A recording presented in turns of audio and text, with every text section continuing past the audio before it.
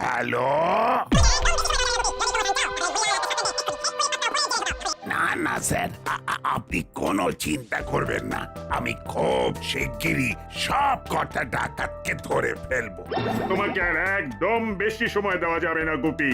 যদি প্রমোশন চাও তাহলে ওই মুড়িলাল আর তার সকলেদের এক্ষুনি এক্ষুনি পাকড়াও করে জেলে ঢোকাও, না হলে ডিমোশনের জন্য তৈরি থেকো। আসলে ওরা যে কোথায় লুকিয়ে আছে সেটাই বোঝবার চেষ্টা করছি। ওরা লুকিয়ে থাকবে এটাই স্বাভাবিক, তবে আশেপাশে ছদ্মবেশেও ঘুরতে পারে। তোমাকে 7 দিন সময় দিলাম। কি হলো স্যার? ইয়ার হবে রে, এই সকাল সকাল এসপির ফোন এলেই না আমি মুশকিলে পড়ে যাই। ওই হতচ্ছাড়া মুড়িলাল আর তাদের স্যাঙারদের 7 দিনের মধ্যে জেলে না পড়তে পারলে আমি আর দারোগা থাকবো না। যা, তাহলে কি হবে স্যার? আহ, এই চাকরিতেই ঘেন্না ধরে গেল। এখন আর হাতে সময় 7 দিন। স্যার 7 দিন তো অনেক সময়, আপনি ঠিক ধরে ফেলবেন। বলছিস? যাই হোক, তোরাও একটু চোখ কান খোলা রেখে রাস্তাঘাটে চলবি, আর কোনো সন্দেহজনক লোক দেখলেই আমাকে খবর দিবি। স্যার, আপনি সারা দাসপাড়া আর তার আশেপাশে ওই মুড়িলালদের ছবি দিয়ে পোস্টার দেওয়ার ব্যবস্থা করতে পারেন। কেউ যদি ওদের কোথাও দেখতে পায় তাহলে আপনাকে জানাতে পারে। তবে এতদিন ধরে চুরি ডাকাতি করে ওরা যা পপুলার হয়ে গেছে, ছবি ছাড়া নাম দেখেই চিনতে পারবে। ঠিক বলেছিস তোরা। আজই আমি সব জায়গায় পোস্টার দেবার ব্যবস্থা করছি। তোরা বেশ ভালোই বুদ্ধি দিস কিন্তু। হাবিলদার,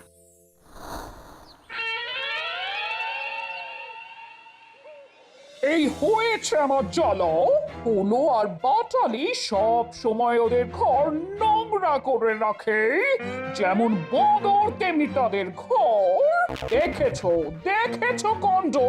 জল খাবার পর জলের বোতলও ঠিক মতো করে আটকানোয় মন নেই। কি যে হবে এদের।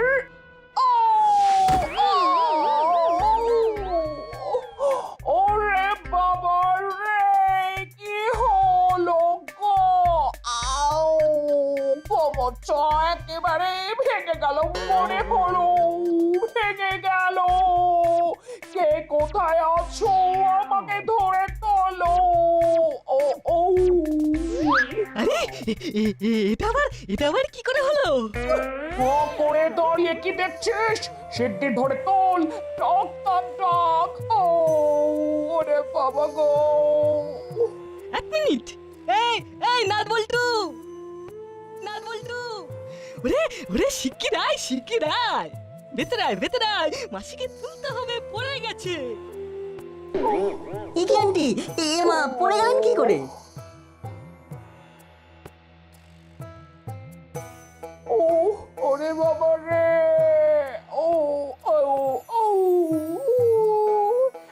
এই হলো কোথায়? হলো, ও একটু বেরিয়েছে। তখন দরকার হয় তখন ওকে পাওয়া যায় না। আজ অসংখ্য মজা দেখাচ্ছি। ওর বোতল খুঁড়ে রাখার জন্য এই জল মাটিতে পড়েছে আর আমার পাশে এই জলে পিছলে গেল।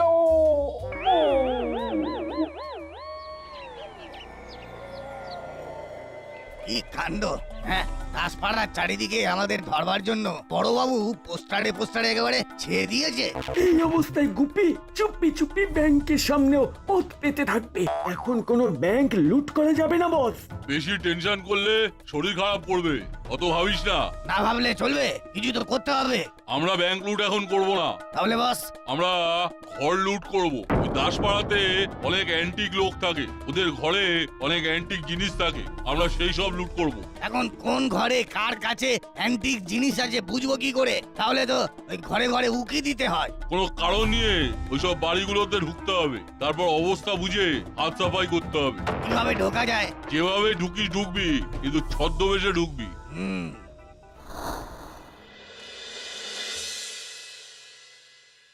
না না, ভয়ের কিছু নেই, এমন কিছু হয়নি। শখ বাঁচলাম। তবে ঘরে ভালো করে ব্যায়াম করতে হবে। ও বাবা, সে তো ভালো করে দেখিয়ে দেবার কেউ নেই। ভালো ব্যায়ামবীর খুঁজলে পেয়ে যাবেন।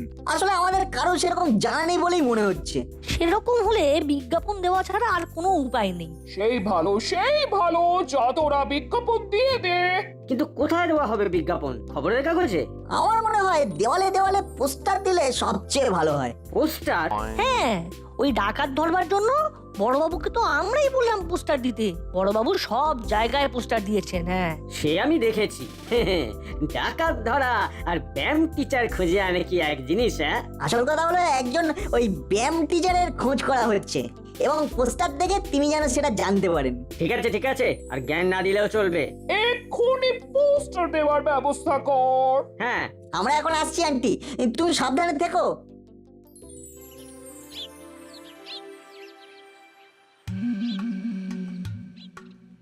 এই বেটা দারোগার জন্য আমাকে পথে পথে ঘুরে বেড়াতে হচ্ছে। কি যে করি? আরে আরে ওটা কি? যেরকম ছদ্মবেশ ধরেছি না, তাতে এই ছবির সাথে আমার কোনো মিলই নেই।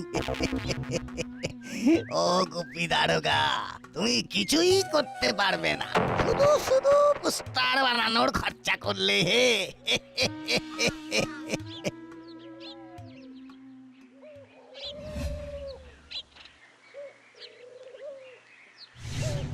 এখানে দেখি কাজের পোস্টার। বাহ, বলছিলাম কি একটা ভাড়ে চা দেবেন? আচ্ছা, এই পোস্টারে যে একটা প্রশিক্ষক চেয়েছেন। ওই তো হুলোদের বাড়ি। আপনি ব্যায়ামের মাস্টার বুঝি? হ্যাঁ, আমি তো বহু লোককে ব্যায়াম করাই, এক সময় চ্যাম্পিয়ন হয়েছিলাম। যান, গিয়ে কথা বলুন। হুলোর যেমন বুদ্ধি, পোস্টারে তো একটা ঠিকানা বা ফোন নাম্বার দিবি। তা না, এই সবাই এসে এখন আমাকে জিজ্ঞেস করছে। কেন, আরো কেউ কিছু জিজ্ঞেস করছে? না, এখনো নয়, তবে হতে কতক্ষণ। এই একটু পরে আমার এই দোকানে আরো ভিড় জমে যাবে, তখন তো সবাই জিজ্ঞেস করবে। এসে দেরি করা ঠিক হবে না।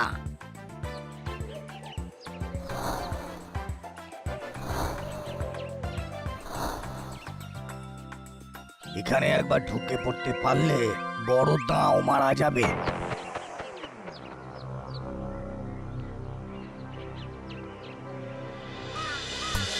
হ্যাঁ বাবা, তুমি ঠিক করে ব্যায়াম দেখাতে পারবে তো? নিশ্চয়ই, এই কাজ আমি 15 বছর ধরে করে আসছি। তোমাকে তো আগে এদিকে দেখিনি, তাই না? আমি তো আজই এলাম, আগে পশ্চিমে থাকতাম, এসে পোস্টার দেখে যোগাযোগ করলাম। কি কি ব্যায়াম পারো তুমি? অনেক রকম ব্যায়াম জানা আছে, তবে গিন্নিমার জন্য একরকম, আর যদি তোমরা শিখতে চাও তাহলে তার জন্য অন্য রকম ব্যায়াম আছে। কিরকম? তোমাদের আমি শেখাবো প্যাঁচ, এমন প্যাঁচ যাতে সামনে অন্য লোক মুহূর্তে ডিগবাজি খাবে। তাই? একদম, এটাও তো একটা ট্রেনিং। গুপ্ত শত্রুকে বাগে আনতে এই প্যাচের কোনো বিকল্প নেই। তাহলে তাহলে আপনি এক্ষুনি আমাদের সাথে যুক্ত হলেন। আমি আর বাটালিরা আমরা দুজনেই সেই দারুণ প্যাচ শিখবো। ও, তা আপনি কত নেবেন? হ্যাঁ, বলছি আপনি কত নেবেন? আমি হপ্তা নিয়ে থাকি। হপ্তা? মানে প্রতি সপ্তাহ। হ্যাঁ, হপ্তায় 1000 টাকা। ও বাবা, ঠিক আছে বাবা, তুমি এখন থেকে কাজে লেগে পড়ো। ভাগ্যিস নাচ বলছো পোস্টার দিতে বললো, তাই তোমাকে পেলাম। নাট বল্টু।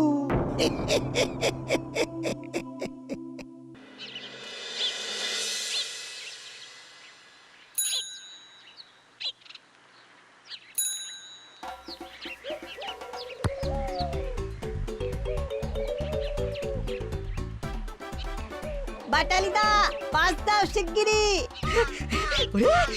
তোকে কিচ্ছু করতে হবে না ঝন্টু। ওই যে ওই নাটবল্টু দুদিক থেকে এগিয়ে আসছে, এক্ষুনি দেখ কি হয়।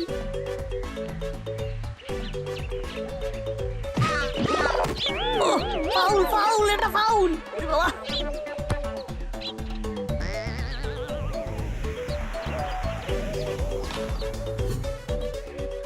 ফাউল তো একটা দিতেই হবে। এখানে কোনো রেফারি নেই, আর এটা কোনো ফাউলও হয়নি। ফাউল না দিলে আমরা খেলবো না। সে না খেললে না খেলবি। কিন্তু এভাবে পেঁচিয়ে ধরা শিখলে কোথা থেকে? আয় এদিকে এগিয়ে আয়।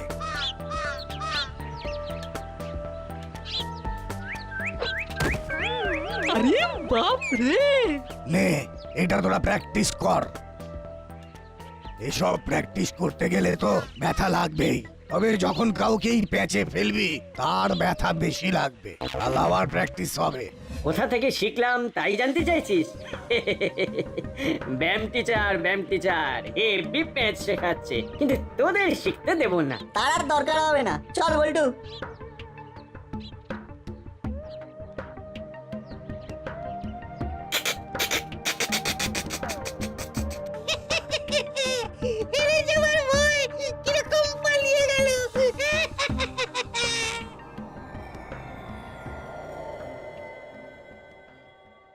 আজ নতুন প্যাচ শেখাবো। খুব ভালো, খুব ভালো। হলো, দৌড়ে আমার দিকে আয়।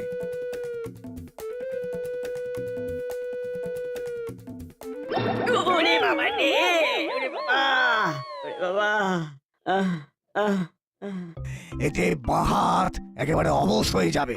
বাহ চমৎকার। আমি কিন্তু অনেক বাতের ব্যথা নিয়ে এই সিঁড়ি দিয়ে ছাদে উঠে এসেছি। বেশ করেছেন। তবে আমার বয়স হলেও হাতে এখনো সিংহের জোর আছে। সেটা খুব ভালো কথা। তোমার কিন্তু আমাকেও শেখাতে হবে। এই প্যাচ এটা আপনার জন্য নয়, এটা আমার জন্য সেটাই শেখাবে। এতে যদি আমার বাতের ব্যথা কমে যায় তাহলে তো খুব ভালো। দাদু, টিচারকে টাকা দিতে হবে কিন্তু সপ্তাহে। বুঝেছি, সে না হয় কিছু টাকা দেওয়া যাবে। তোরা দাঁড়া, আমি দাদুর বাড়ি দেখে আসি। হ্যাঁ হ্যাঁ, চলো চলো।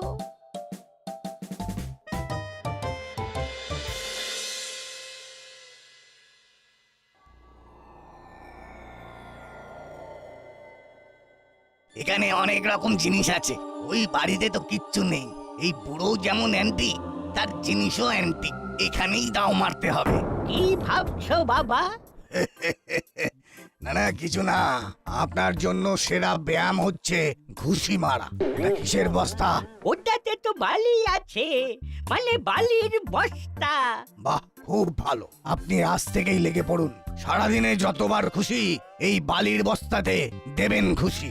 ব্যাস, এটাই চলুক এখন।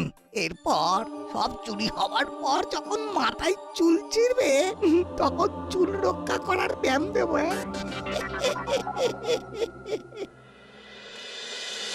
বুঝলি বল্টু, ওই হুলোদা আর বাটালিদা আমাদের সাথে শয়তানি করেছে। সে তো বোঝাই যাচ্ছে, কিন্তু আমি জানতে চাই ওরা সত্যি এমন প্যাচ ওই ব্যায়ামের মাস্টারের থেকে শিখেছে কিনা। এ কিরকম টিচার, ব্যায়াম করানোর নামে এইসব অদ্ভুত প্যাঁচ শেখায়? ঠিক বলেছিস। উনি তো এসেছেন মিত্তির আন্টির জন্য, তার বদলে উনি হুলোদাদের প্যাঁচ শেখাচ্ছেন। ব্যাপারটা ঠিক সুবিধার লাগছে না রে। তাহলে এক্ষুনি চল মিত্তির আন্টির কাছে। চল।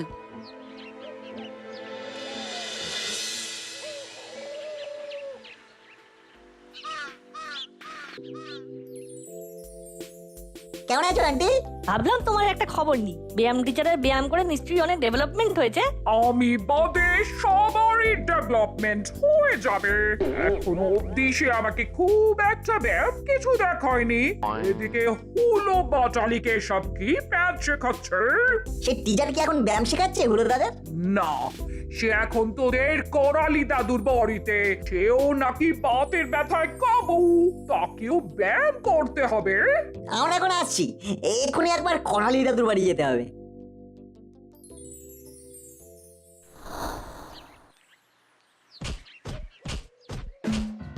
ও কি করছো দাদু? ব্যায়াম টিচার বলে গেছে ঘুষি মারা প্র্যাকটিস করতে। আমার এই হাতে কিন্তু খুব জোর। আমাদের ব্যায়াম টিচারকে খুব দরকার ছিল তো, এই এক্ষুনি বেরিয়েছে, আবার কাল আসবে বলেছে। চল না, আর দেরি করা যাবে না। মোড়ের দিকে গেছে, ওই হরির কচুরির দোকানের দিকে। চল বল্টু, দাদু আসছি।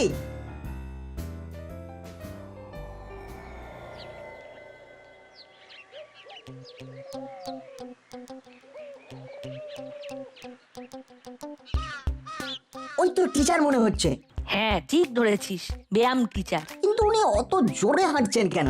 মনে হচ্ছে ভীষণ তাড়া লেগেছে।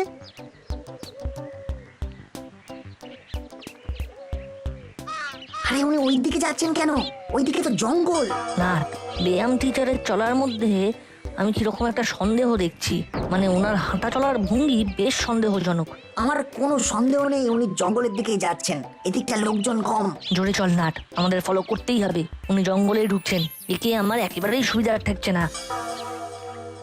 যা দেখলাম ওই বুড়োটার ঘরেই আছে, অনেক কিছু আছে, সব সরিয়ে ফেলতে হবে। তো দেরি করা একদম চলবে না। আমার নামও মুড়িলাল, আমি কাজে দেরি করা একদম পছন্দ করি না। ওই বুড়োটা না পাগল আছে, বালির বস্তাতে খুঁজে মারতে বলেছি তো মেরেই যাচ্ছে, মেরেই যাচ্ছে। হ্যাঁ, আজ রাতে পুরো ক্লান্ত হয়ে ঘুমিয়ে থাকবে, কাল যখন জেগে উঠবে তখন দেখবে ঘর খালি হয়ে গেছে। আমাদের ছাদ দিয়ে ঢুকতে হবে, কিন্তু আমি ছাদের দরজা হালকা করে খুলেই রেখেছি। পুরো বাতের ব্যথার চোটে ছাদে বেশি ওঠানামা করতে পারে না আজকাল। নো প্রবলেম, আমরা ছাদ দিয়ে ঢুকবো, আজ রাতেই হবে অপারেশন। এখনই বড় বাবুকে খবর দিতে হবে। ব্যায়াম টিচার তো ডাকাত মুড়িলালের লোক।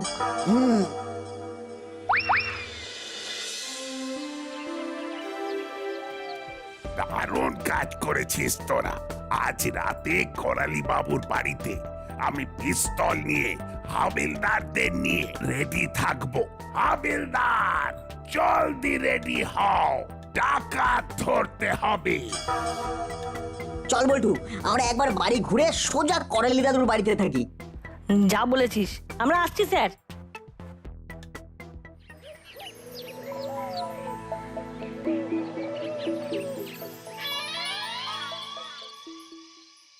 কি আমার ঘরে আজ রাতে চোর আসবে?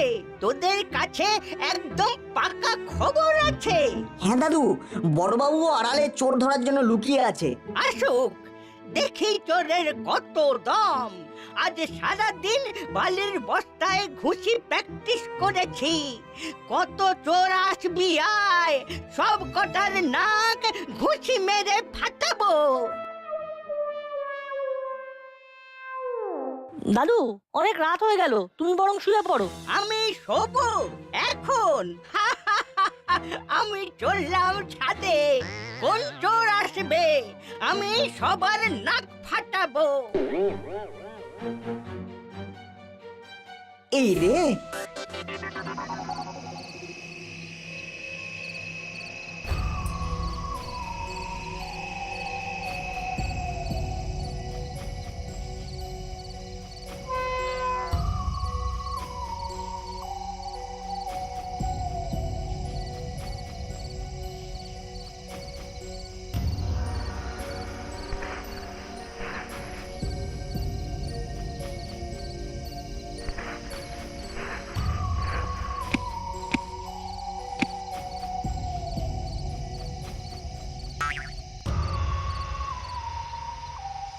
খালি খালি কি বালির বস্তায় ঘুষি মেরেছি?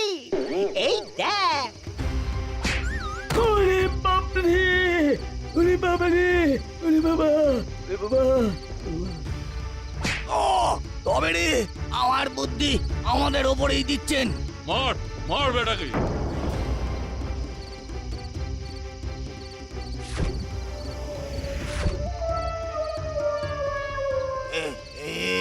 এই কি হলো? এটা জাল ব্যায়াম টিচারের জন্য জালের প্যাঁচ। সাবাস নাট বল্টু, মরিলাল আর জালেই ভেসে গেছে। আরে বাপরে, এ দারোগা এখানে এলো কি করে? কে খবর দিল? আমরা দিয়েছি, নাট বল্টু। নাট বল্টু? এ মরিলাল, সব গন্ডগোল হয়ে গেল তো। স্যার, এই হলো জাল ব্যায়াম টিচার। সাহস বলিহারি, হ্যাঁ? আমি থাকতে দাসপাড়ার ভিতরে এসে নকল ব্যায়াম টিচার সেজে সব বাড়ি বাড়ি নজর রাখা হচ্ছিল। নাট বল্টু, তোদের মস্ত খাওয়া পাওনা রইল। আমার চাকরি বেঁচে গেল তোদের জন্য।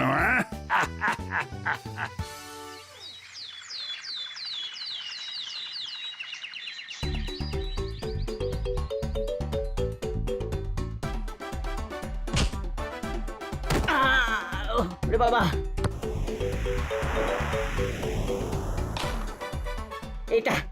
এটা কি হলো? হ্যাঁ, তোরা এভাবে ফাউল করার সাহস কি করে পেলি? হ্যাঁ, কি করে সাহস পেলি? তোমাদের ব্যায়াম টিচার তো জেলে। আর আমাদের কোনো ব্যায়াম টিচারের দরকার নেই, এরকম প্যাচ আমরা